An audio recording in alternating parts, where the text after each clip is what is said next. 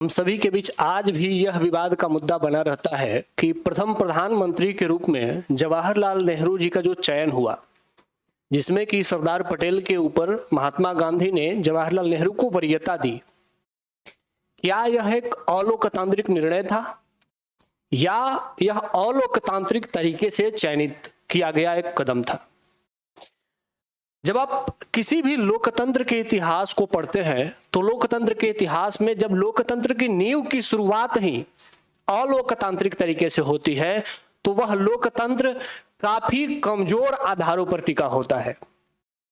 यह सच है कि भारत का लोकतंत्र एक लंबी यात्रा कर चुका है, लेकिन अभी भी अगर हम भारत के लोकतांत्रिक नींव पर जाते हैं तो वहां पर ऐसे बहुत सारे अलोकतांत्रिक कदम हमें दिख जाते हैं।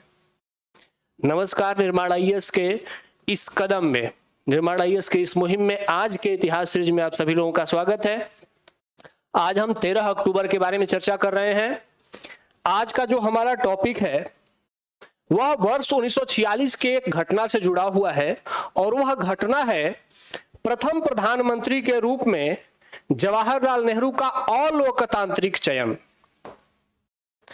क्या जवाहरलाल नेहरू जब भारत के प्रथम प्रधानमंत्री के रूप में चयनित हो रहे थे तो वे अलोकतांत्रिक तरीके से चयनित हुए थे या फिर जो उस समय प्रधानमंत्री के चयन की प्रक्रिया थी उसके अनुरूप उनका चयन हुआ था? बहुत सारा विवाद रहता है। आज इन्हीं सारे विवादों को हम लोग एक एक करके परत दर परत खोलने का प्रयास करेंगे। आइए शुरुआत करते हैं। सबसे पहला मुद्दा आता है कि दो कैंडिडेट थे, पटेल और जवाहरलाल नेहरू।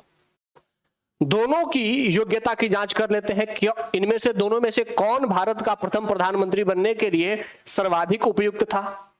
अगर हम सरदार वल्लभ भाई पटेल की योग्यता की बात करें तो सरदार वल्लभ भाई पटेल अनेक आंदोलनों में और उनको जो काम सौंपे गए थे उनमें अपनी क्षमता को साबित करके दिखा चुके थे। जैसे पटेल ने 1923 का नागपुर आंदोलन, 1923 में ही वोरसद सत्याग्रह, 1924 से 27 के दौरान अहमदाबाद नगर पालिका का प्रबंधन, उसके बाद 1927 में अहमदाबाद में आई बाढ़, उससे मैनेजमेंट करना, उसको निपटाना, 1928 का बारदौली सत्याग्रह जिसमें उन्हें सरदार की उपाधि मिली थी, और 1930 का दांडी मार्च का मैनेजमेंट भी सरदार वल्लभ भाई पटेल को दिया गया था और सरदार वल्लभ भाई पटेल ने ही दांडी मार्च का पूरा मैनेजमेंट देखा था।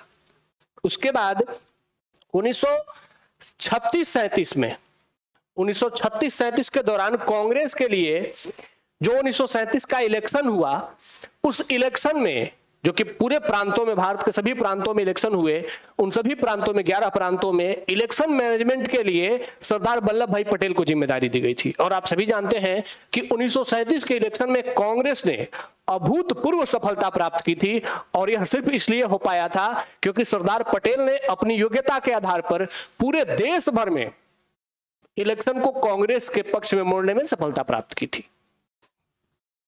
उसके बाद भी 1938 में जो कांग्रेस के अंदर विवाद हो रहे थे, आप सभी जानते हैं कि 1938 में फिर हरिपुरा अधिवेशन हुआ, उसकी तैयारी करना, उसको मैनेजमेंट करना, पार्टी के अंदर एक सिस्टम बनाना और भारत छोड़ो आंदोलन का मैनेजमेंट भी इन्हीं को दिया गया था। तो भारत छोड़ो आंदोलन को 1942 में मैनेज करना, साथ ही 1945 के बाद कांग्रेस और ब्रिटिश गवर्नमेंट के बीच में एक बेहतर पुल के रूप में ब्रिटिश सरकार के ऊपर दबाव बनाने की भूमिका भी सरदार वल्लभ भाई पटेल की थी। कांग्रेस की तरफ से ही प्रतिनिधि के तौर पर शामिल होते थे और अन्य प्रतिनिधियों के साथ यह प्रभावी भूमिका में अंग्रेज गवर्नर जनरलों को या वायसरायों को दबाने में सफल रहते थे। यह तो था कि कांग्रेस के अंदर उन्होंने जो काम किया। व्यक्तिगत स्तर पर अगर हम देखें तो सरदार पटेल एकेडमिक स्तर पर भी, मतलब शिक्षा के स्तर पर, पढ़ाई लिखाई में भी वो काफी उत्कृष्ट थे। नेहरू जी की ही तरह उन्होंने भी इंग्लैंड से ही पढ़ाई की थी। जवाहरलाल नेहरू और सरदार वल्लभ भाई पटेल दोनों इंग्लैंड से पढ़े हुए थे, लेकिन दोनों के इंग्लैंड से पढ़ने में एक अंतर था। अंतर था कि जहां जवाहरलाल नेहरू की पढ़ाई का पूरा खर्च उनके पिताजी उठाते थे, वहीं सरदार पटेल ने अपनी पूरी पढ़ाई का सारा खर्च खुद से ही उठाया था। मतलब भारत से जाकर के वहां रहना, वहां पढ़ना, ये सारा काम उन्होंने खुद से किया था और उसके लिए उन्होंने भारत में रह करके बहुत सारा मेहनत किया, पैसा अर्जित की और फिर उस पैसे से अपने आप को इंग्लैंड में जाकर के अपनी पढ़ाई पूरी की। तो यहां पर उनकी व्यक्तिगत योग्यता भी दिखती है।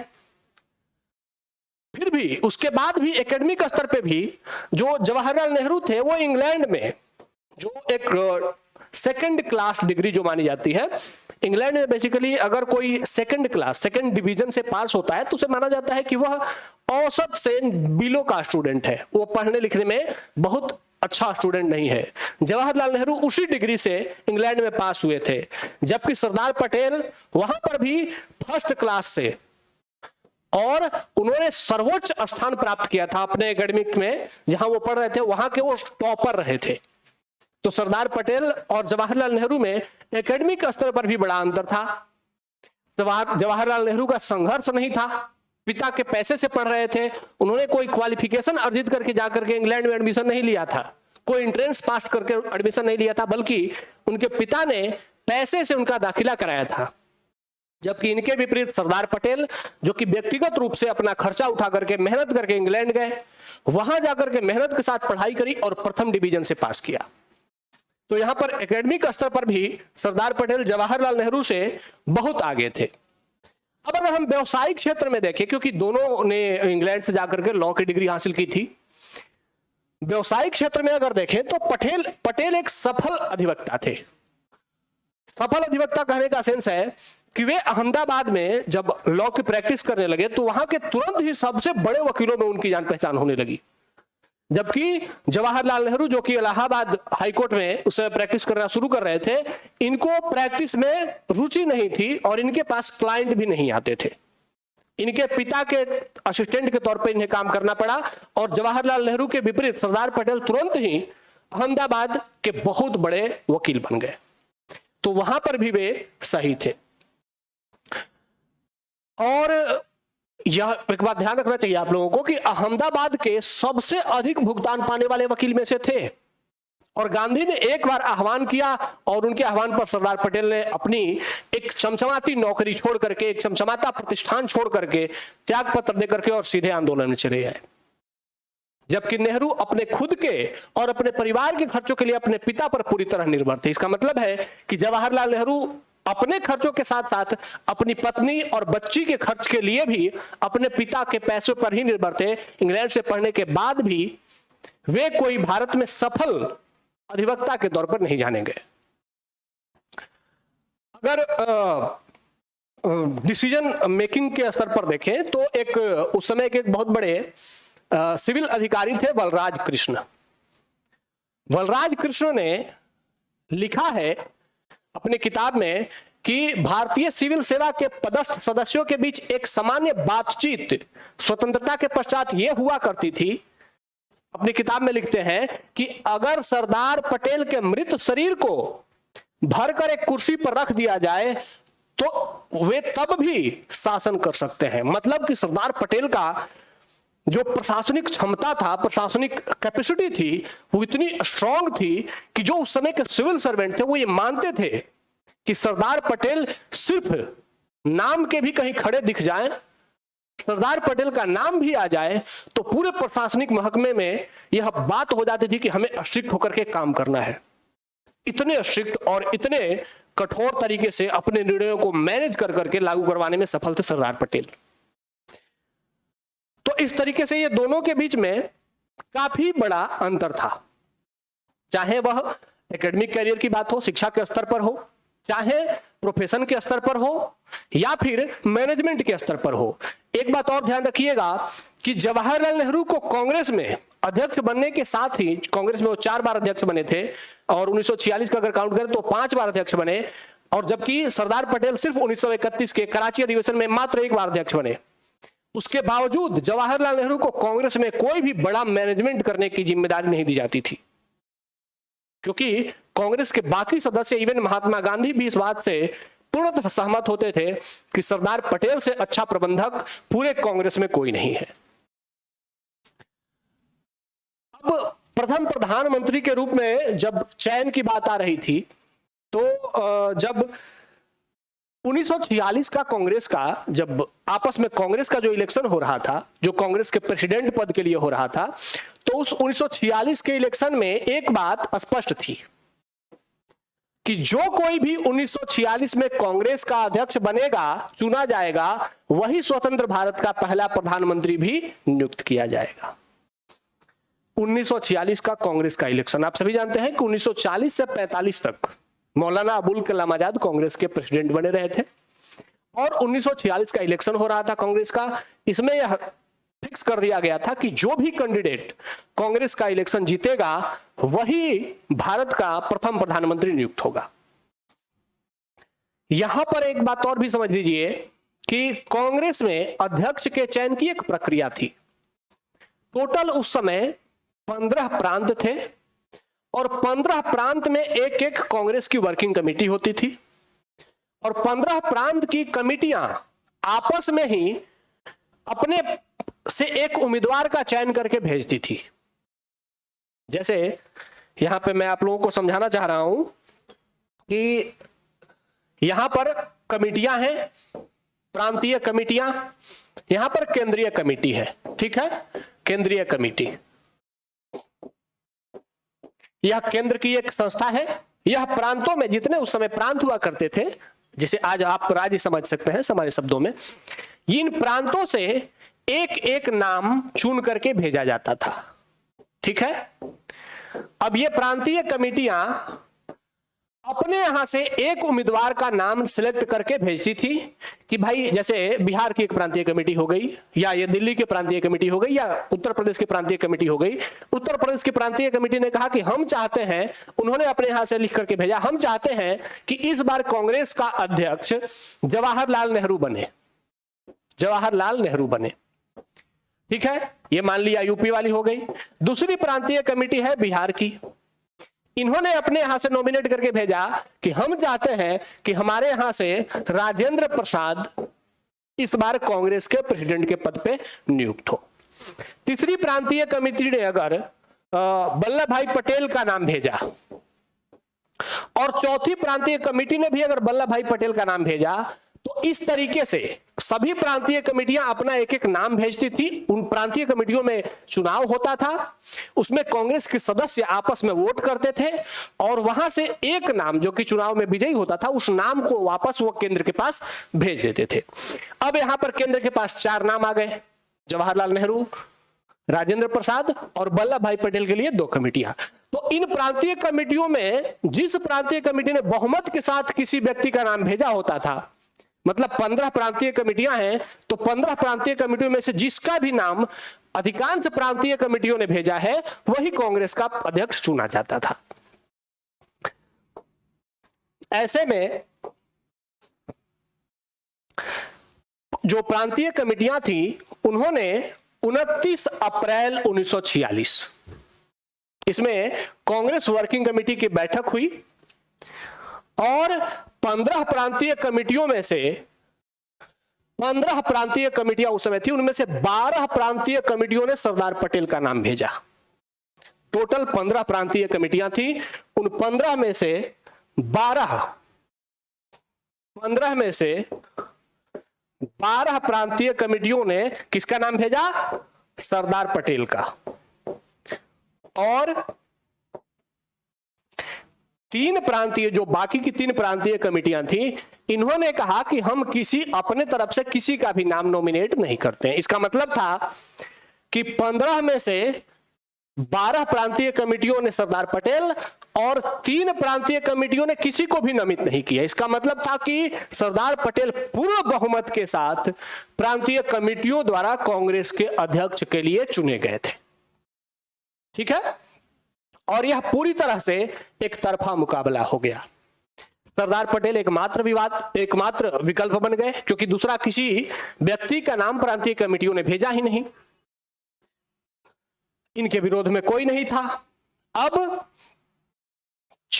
20 अप्रैल 1946 20 अप्रैल 1946 को, मतलब जिस दिन इलेक्शन होना था, आप सभी को पता है कि 29 को इलेक्शन होना था, 29 अप्रैल को, और 20 अप्रैल 1946 को महात्मा गांधी ने एक टैक्टिक्स खेली। उन्होंने अपने तरफ से जवाहरलाल नेहरू का नाम प्रस्तावित किया। उन्होंने कहा कि मैं चाहता हूं कि इस बार जवाहरलाल नेहरू को कांग्रेस का अध्यक्ष बनाया जाए। इलेक्शन से 9 दिन पहले गांधी जी कह रहे हैं कि जवाहरलाल नेहरू को कांग्रेस का अध्यक्ष बनाया जाए, और उसके 9 दिन बाद इलेक्शन होने हैं प्रांतों में। मतलब गांधी जी यह प्रांतीय कमेटियों को संदेश देना चाहते थे कि आप सभी प्रांतीय कमेटियां अगर मेरे से सहमत हैं तो आप सभी जवाहरलाल नेहरू का नाम भेजिए। गांधी जी द्वारा इस प्रपंच के बावजूद उस 15 में से एक भी प्रांतीय कमेटी ने जवाहरलाल नेहरू का नाम नहीं भेजा। इसका मतलब है कि गांधी जी को प्रांतीय कमेटियों ने गांधी जी के प्रस्ताव को पूर्ण रूप से खारिज कर दिया, और साथ ही नेहरू के लीडरशिप को भी प्रांतीय कमेटियों ने खारिज कर दिया। अब यह बात गांधी जी के लिए एक चुनौती बन गई। गांधी जी ने जब फाइनल केंद्रीय कमेटी के पास जब नाम आया तो उसमें 15 में से 12 सरदार पटेल के समर्थन में थे। अब गांधी जी को, चूंकि वो तो नेहरू को चाहते थे लेकिन नेहरू का नाम ही नहीं आया, तो अब गांधी जी ने आचार्य कृपलानी को अपने तरफ से आगे पुश किया। आचार्य कृपलानी को गांधी जी ने अपने तरफ से आगे पुश किया। यहां ये बैठक हो रही है, इस बैठक में मौलाना अबुल कलाम आजाद, सरोजनी नायडू, खान अब्दुल गफ्फार खान, गांधी जी और आचार्य कृपलानी ये बैठे हुए हैं। गांधी जी ने कृपलानी को आगे करके और कहा कि जो केंद्रीय कमेटी है उसमें अध्यक्ष पद के लिए आप एक बार खड़ा होकर के बोलिए कि बापू चाहते हैं कि जवाहरलाल नेहरू को इस बार कांग्रेस का अध्यक्ष बनाया जाए। मतलब प्रांतीय कमेटियों ने सरदार पटेल को नॉमिनेट किया है, और जब केंद्र में बैठक हो रही है तो वहां पर प्रांतीय कमेटियों के डिसीजन के विपरीत, जबकि इससे पहले आज तक कभी ऐसा नहीं हुआ था, और जो प्रांतीय कमेटियां निर्णय लेती थी जिसको भी अध्यक्ष बनाने का वही कांग्रेस का अध्यक्ष बनता था। लेकिन इस बार गांधी जी कांग्रेस के संविधान में संशोधन कर रहे थे। कांग्रेस के संविधान में अपने अनुसार, अपनी इच्छा के अनुसार ऑटोक्रेटिक डिसीजन लेते हुए, और आचार्य कृपलानी को उस्काया उन्होंने कि आप जाकर के नेहरू के नाम का प्रस्ताव केंद्रीय कमेटी में दीजिए। अब इसके साथ ही गांधी जी यहीं पर नहीं रुके। उन्हें पता था कि सरदार पटेल को जब प्रांतीय कमेटियों ने पूर्ण बहुमत के साथ भेजा है, तो जब तक सरदार पटेल इलेक्शन में हैं, जब तक कैंडिडेट के तौर पर हैं, तब तक नेहरू प्रधानमंत्री के तौर पर या कांग्रेस के अध्यक्ष के तौर पर नहीं चुने जाएंगे। ऐसे में गांधी जी ने सरदार पटेल को एक संदेश भेजा, और संदेश में कहा कि सरदार पटेल, आप अपना नाम कांग्रेस अध्यक्ष के पद से वापस ले लीजिए। सोचिए, सरदार पटेल जो कि गांधी के लिए हर बार कुर्बानी करते थे। अगर आप 1928 की बात करें तो 1928 में भी बारदोली सत्याग्रह से सरदार पटेल काफी पॉपुलर हो गए थे, और अब लग रहा था कि 1928 के इलेक्शन में,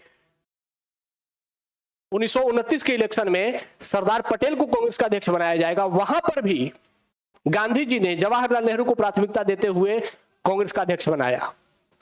उसके बाद भी 2 बार कांग्रेस के अध्यक्ष के तौर पर, 3 बार कांग्रेस के अध्यक्ष के तौर पर जवाहरलाल नेहरू बन चुके थे। फिर भी इस बार जब फाइनल अप्रूवल हो रहा था, इस बार भी गांधी के कहने पर सरदार पटेल ने अपना नाम वापस ले लिया। तो गांधी के लिए अपने पद को छोड़ने का डिसीजन सरदार पटेल का था, और यह गांधी ने एकमात्र सिर्फ जवाहरलाल नेहरू के प्रधानमंत्री बनने के लिए किया था।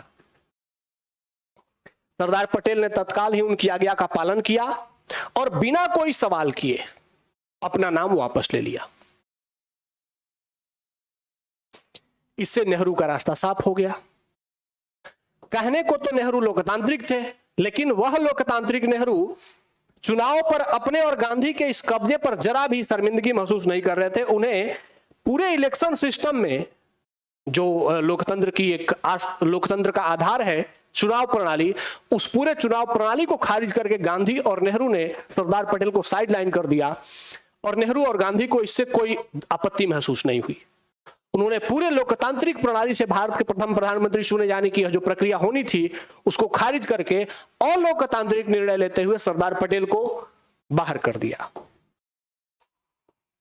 बाद में आचार्य कृपलानी ने कुछ समय के बाद, ये एक उस समय के बहुत फेमस पत्रकार हुआ करते थे दुर्गादास जी, इनको जब आचार्य कृपलानी ने एक इंटरव्यू दिया तो उसमें वो लिखते हैं कि सभी पीसीसी ने पूर्ण बहुमत के साथ पटेल का नाम भेजा था, जबकि सिर्फ एक या दो ने इसके अलावा राजन बाबू का नाम भी प्रस्तावित किया था, लेकिन इनमें से किसी ने भी जवाहरलाल का नाम नहीं भेजा था। मतलब कि जो प्रांतीय कमेटियां थी 15, उनमें से 12 कमेटियों ने सरदार पटेल का नाम भेजा था और दूसरे ऑप्शन के लिए राजेंद्र प्रसाद का नाम भेजा गया था।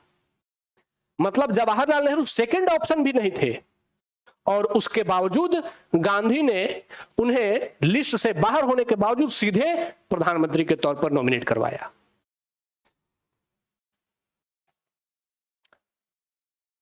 अब इसके बारे में एक दो बार और भी चर्चा हुई है, बहुत सारी किताबों में इन घटनाओं को एक्सप्लेन करके लिखा गया है।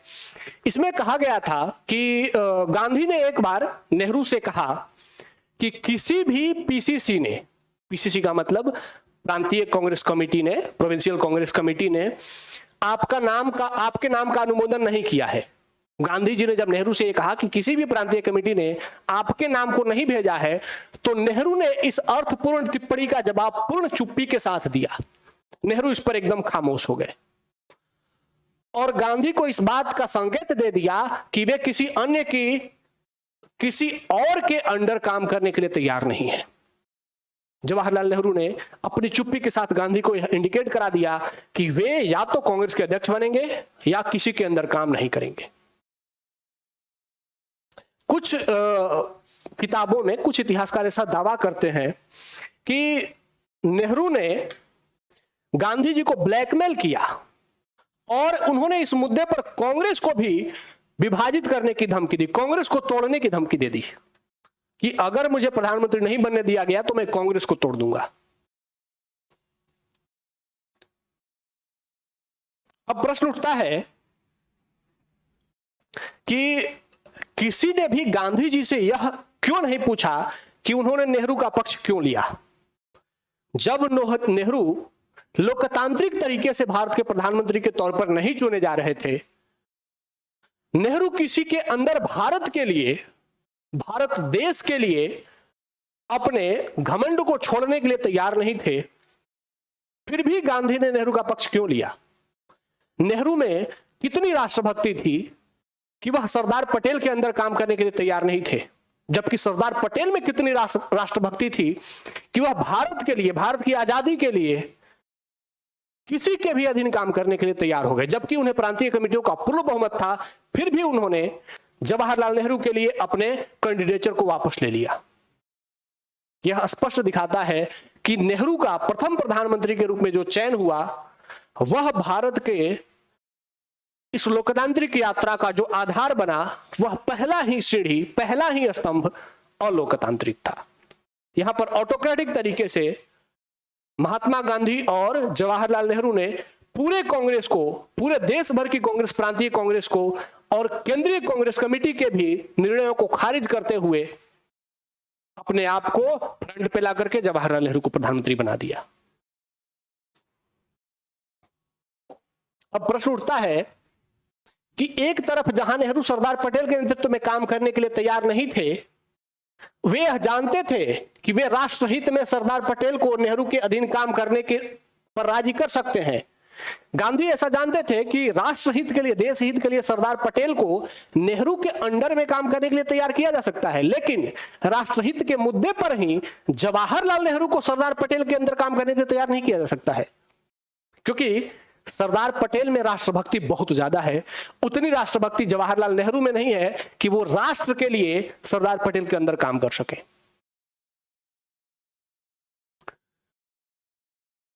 गांधी ने एक बार कहा था कि सरदार पटेल भले ही वरिष्ठ और अधिक अनुभवी थे और उन्हें बहुमत भी प्राप्त था, वे इतने राष्ट्रभक्त थे कि गांधी द्वारा राजी किए जाने पर राष्ट्रहित में नेहरू के नेतृत्व में काम करने के लिए तैयार हो गए। लेकिन नेहरू, जो कि सरदार पटेल से कनिष्ठ थे, जूनियर थे, कम अनुभवी थे और उन्हें एक भी प्रांतीय कमेटी का समर्थन नहीं प्राप्त था, फिर भी उन्हें सिर्फ पीएम बनना था। और वे इतने राष्ट्रभक्त भी नहीं थे कि देश के लिए पटेल के नेतृत्व में काम करे। यहां तक कि गांधी के कहने के बावजूद नेहरू तैयार नहीं थे इसके लिए। इस घटना से स्पष्ट होता है कि जो भारत के प्रथम प्रधानमंत्री का जो चयन था वह भारत के भावना के विपरीत था, भारत के लोकतंत्र के विपरीत था।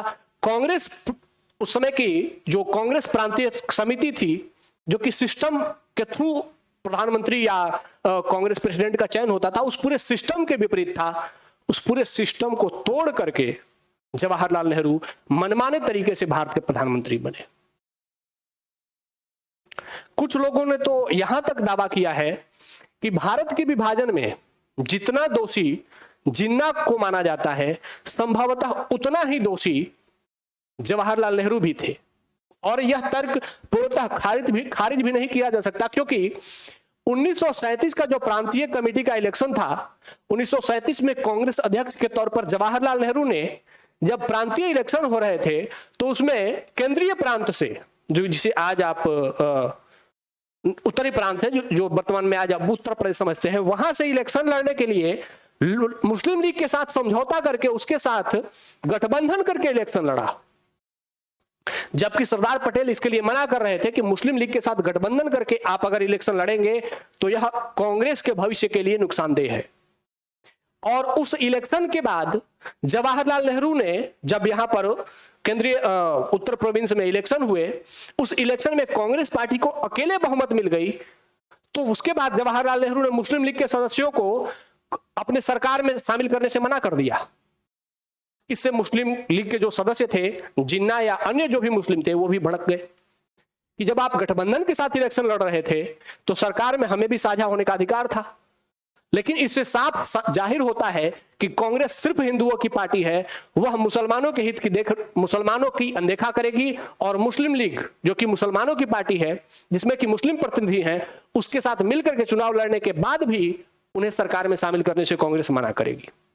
इसी के बाद जिन्ना के स्वरूप व्यवहार में आक्रामकता आ गई और उसके बाद जिन्ना कांग्रेस के विरुद्ध भारत के विभाजन के लिए रणनीति बनाने में सक्सेसफुल रहे।